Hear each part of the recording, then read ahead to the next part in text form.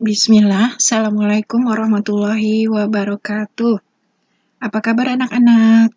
Kita mulai belajar ya. Hari ini kita akan belajar tema 9, Kayanya Negeriku. Kita tahu negeri kita adalah negeri Indonesia yang memiliki sumber daya alam yang sangat banyak, diantaranya adalah sumber daya alam lautan, dataran tinggi, dataran rendah, kemudian daerah pantai, ya. Nah, negeri kita Indonesia memiliki banyak sumber daya alam, ya. Dengan sumber daya alam itu berarti negeri kita Indonesia itu kaya akan sumber daya alam. Nah, pada hari ini kita akan belajar tema 9, Kayanya Negeriku, subtema 1, Kekayaan sumber energi di Indonesia, pembelajaran 5 dan 6.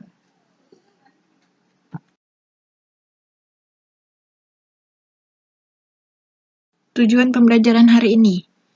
Untuk pelajaran PKN, KD 3.2, siswa dapat menunjukkan pelaksanaan hak dan kewajiban dengan mengidentifikasi perilaku-perilaku orang-orang di sekitarnya. Untuk mapel IPS, KD 3.1, siswa dapat mengidentifikasi pengaruh kondisi geografis terhadap kegiatan manusia dengan penuh kepedulian. Dan yang terakhir untuk mapel bahasa Indonesia, KD 3.3, siswa dapat menggali informasi dari seorang tokoh melalui wawancara menggunakan daftar pertanyaan.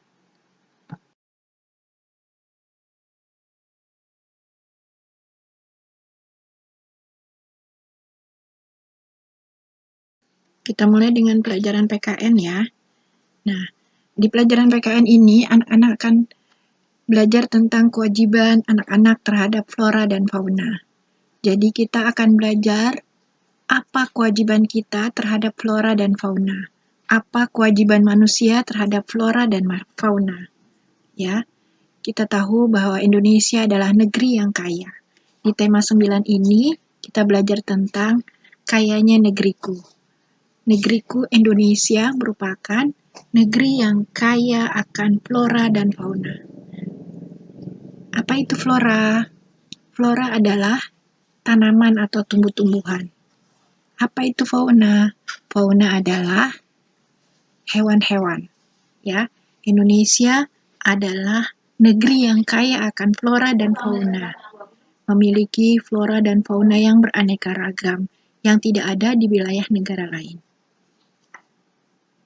Contoh flora atau tanaman di Indonesia yang merupakan bunga nasional, ya. Bunga nasional di sini adalah bunga yang dipilih yang mewakili bunga-bunga yang ada di Indonesia. Ya, bunga-bunga ini hanya ada di Indonesia. Yang pertama adalah bunga anggrek. Bunga anggrek merupakan bunga yang sangat indah yang hanya ada di hutan tropis.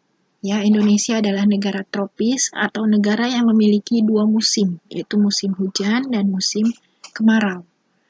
Nah, di hutan tropis ini merupakan habitat atau tempat hidup dari anggrek. Anggrek-anggrek yang hidup di hutan tropis ini sangat banyak ragamnya dan semuanya sangat indah, ya. Kemudian flora yang merupakan lambang atau simbol nasional adalah bunga rafflesia. Bunga rafflesia pertama kali ditemukan adalah di daerah Sumatera, yaitu Provinsi Bengkulu, di hutan tropis juga. Ada sebuah bunga yang tidak memiliki daun, ya, dan ukurannya sangat besar. Ya, bunga rafflesia ini biasa disebut bunga Padma atau Rafflesia arnoldi. Hanya hidup di hutan tropis yang saat ini ada juga di Kebun Raya Bogor.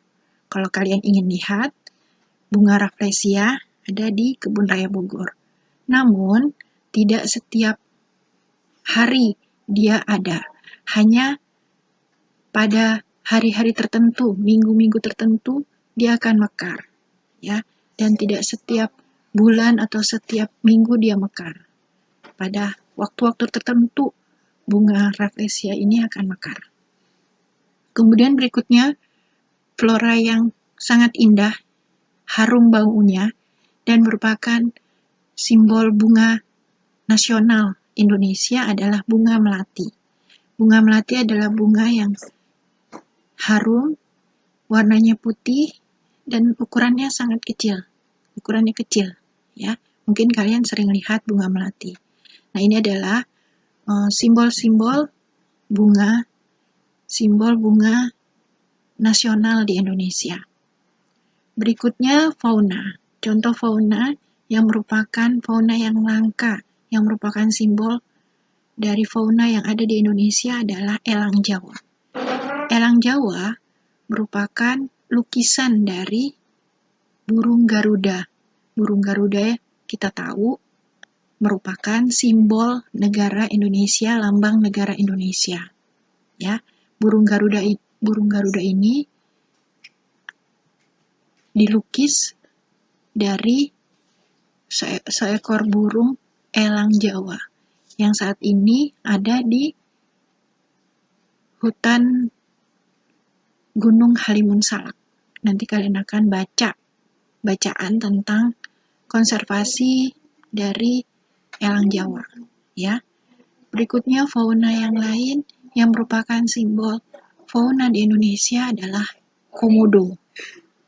Komodo adalah hewan purba yang besar yang saat ini ada di Pulau Komodo. Dilindungi, merupakan hewan langka dan dipelihara oleh negara di sebuah pulau khusus, yaitu Pulau Komodo. Pulau Komodo ada di Provinsi Nusa Tenggara Timur. Ya, kalau tempat wisata Nusa Tenggara Timur ada Labuan Bajo, ada Pulau Komodo.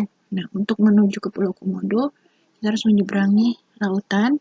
Kemudian di sana akan banyak komodo-komodo yang dapat kita lihat perilakunya. Ya, kemudian fauna yang merupakan simbol negara Indonesia adalah burung cendrawasih. Burung cendrawasih hanya ada di Pulau Papua. Ya, burung ini adalah burung yang indah dan hanya ada di sana. Ya. Jadi itu merupakan flora dan fauna yang merupakan simbol Indonesia, simbol flora di Indonesia, simbol fauna di Indonesia. Nah, flora dan fauna ini harus kita pelihara, harus kita lindungi. Nah, kegiatan untuk melindungi flora dan fauna dinamakan konservasi. Jadi, kewajiban kita terhadap flora dan fauna yang ada di Indonesia adalah melindungi, memelihara, dan menjaganya agar tidak punah. Atau kita melakukan kegiatan konservasi. Ya.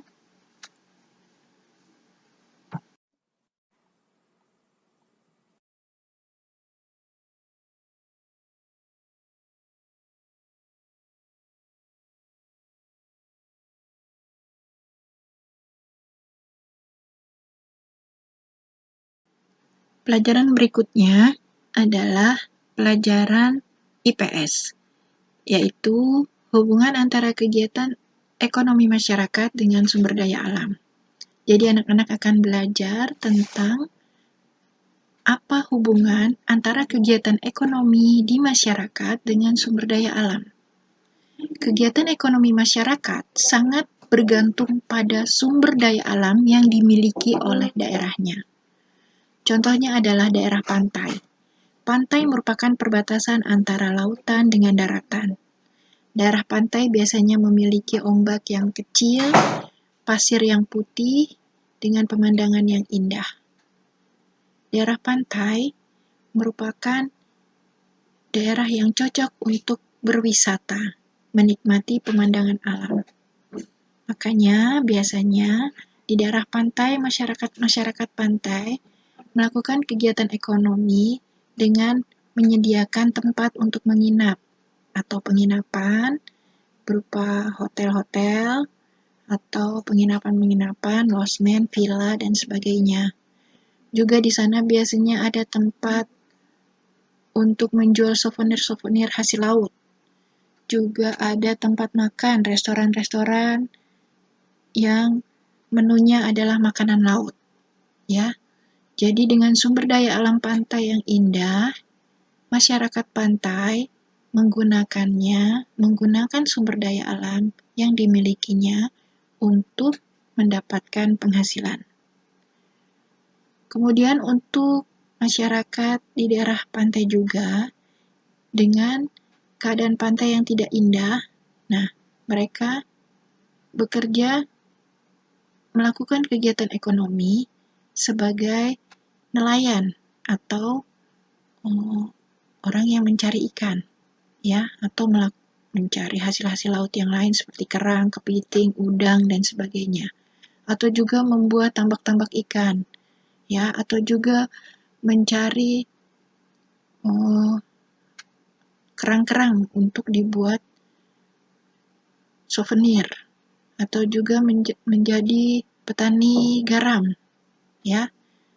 Untuk daerah laut juga ada, jika sumber daya alamnya menghasilkan minyak bumi, maka ada kegiatan ekonomi penambangan minyak bumi di lepas pantai atau di tengah lautan, ya. Itu untuk kegiatan ekonomi di daerah laut. Kemudian untuk daerah dataran tinggi dengan tanah yang subur, ya, seperti di daerah Bogor, Puncak, ya, itu tanahnya subur.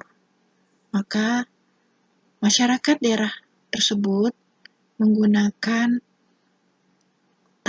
sumber daya alam tanah yang subur itu untuk melakukan kegiatan bercocok tanam, ya. Kemudian menanam sayur-sayuran, menanam padi, menanam tanaman buah-buahan, dan sebagainya. Jadi kegiatan ekonomi yang dilakukan oleh masyarakat di daerah pegunungan yang memiliki sumber daya alam berupa tanah yang subur, mereka melakukan kegiatan bercocok tanam atau bertani. Kemudian untuk daerah dataran rendah, ya, karena di sana tidak memiliki tanah yang subur, ya.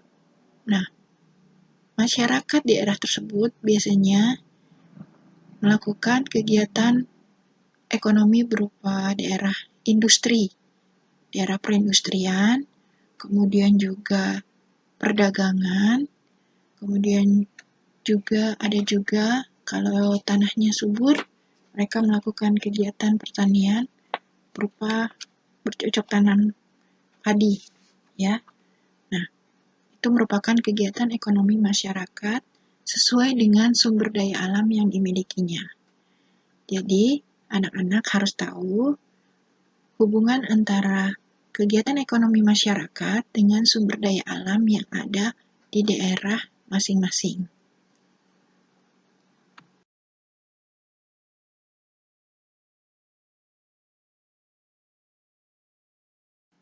Alhamdulillah, anak-anak sudah belajar tentang apa kewajiban manusia terhadap flora dan fauna, kemudian juga belajar tentang hubungan antara kegiatan ekonomi di masyarakat dengan sumber daya alam, dan yang terakhir kalian akan belajar tentang kegiatan wawancara, ya, nanti kalian akan melakukan kegiatan wawancara tentang konservasi di daerah kalian, ya. Tapi sebelum melakukan kegiatan wawancara, silakan membaca halaman 38 tentang konservasi elang di Gunung Halimun Salak. Di halaman 38 ada teks bacaan konservasi elang di Halimun Salak. Burung elang Jawa atau Nisaetus bartelsi merupakan acuan lukisan burung Garuda. Namun, kini burung itu nyaris punah karena ada sekelompok orang yang melakukan perburuan untuk diperjualbelikan dan dijadikan koleksi pribadi. Saat ini, elang Jawa sedang dipantau, dijaga, dipelihara oleh Balai Konservasi Taman Nasional Gunung Halimun Salak, ya, di daerah Bogor. Nah, anak-anak silakan baca. Nanti kalian akan mendapatkan informasi tentang kehidupan elang Jawa. Kemudian juga kalian mendapatkan informasi tentang cara-cara pelestarian elang Jawa. Karena saat ini pelestarian elang Jawa di Gunung Halimun Salak itu masih menggunakan metode lama, yaitu menandai burung, kemudian memantaunya. Tidak seperti di daerah negara lain, seperti di Thailand, melakukan kegiatan pemantauan menggunakan satelit. Ya, jadi kalau di Indonesia masih menggunakan metode lama, yaitu menandai burung, kemudian memantaunya dari jarak jauh. Ya, nah pada teks bacaan itu juga, kalian juga nanti akan mendapatkan informasi tentang kegiatan manusia yang dapat mengurangi populasi elang Jawa. Apa saja kegiatan-kegiatan manusia yang dapat mengurangi populasi elang Jawa di Gunung Halimun Salak. Ya, jadi setelah membaca bacaan ini, kalian memiliki gambaran tentang jenis-jenis kegiatan konservasi. Pada pelajaran ini, nanti anak-anak akan melakukan kegiatan wawancara tentang kegiatan konservasi di daerah kalian masing-masing. Kegiatan konservasinya bisa berupa konservasi fauna atau hewan, atau kegiatan konservasi flora atau tumbuh-tumbuhan yang ada di sekitar kalian. Ya. Nah, sebelum melakukan kegiatan wawancara, ada beberapa tips yang harus dilakukan. Tips untuk melakukan kegiatan wawancara sudah pernah kita pelajari beberapa waktu yang lalu. Ya, yang pertama kalian minta izin dulu kepada orang yang akan kalian wawancarai. Contohnya adalah, Assalamualaikum Pak, saya minta izin ingin mewawancarai Bapak. Bolehkah saya mewawancarai Bapak? Nah, kemudian kalian menanyakan nama dari orang yang akan kalian wawancarai. Mohon maaf sebelumnya, siapa nama Bapak? Nah, kemudian dilanjutkan dengan materi yang akan kalian wawancarai. Bolehkah saya tahu kegiatan konservasi yang pernah dilakukan di lingkungan sekitar kita apa ya, Pak?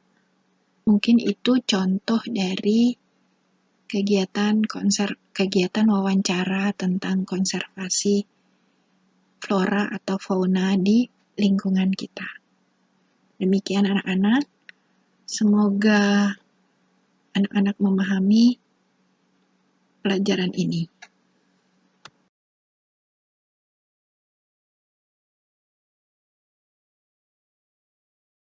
Alhamdulillahirrabbilalamin.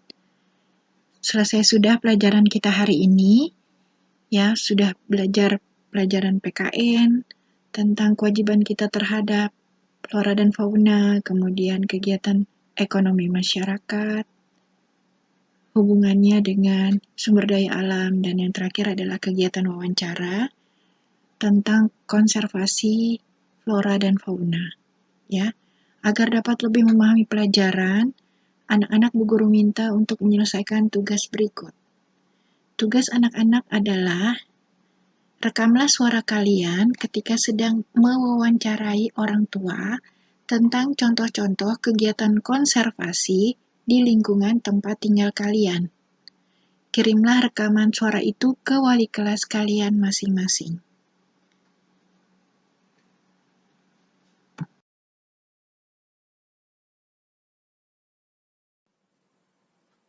Terima kasih sudah mengikuti pembelajaran kali ini dengan semangat. Semoga anak-anak dimudahkan Allah Ta'ala dalam memahaminya. Tetap di rumah, jaga kebersihan, jaga kesehatan. Assalamualaikum warahmatullahi wabarakatuh.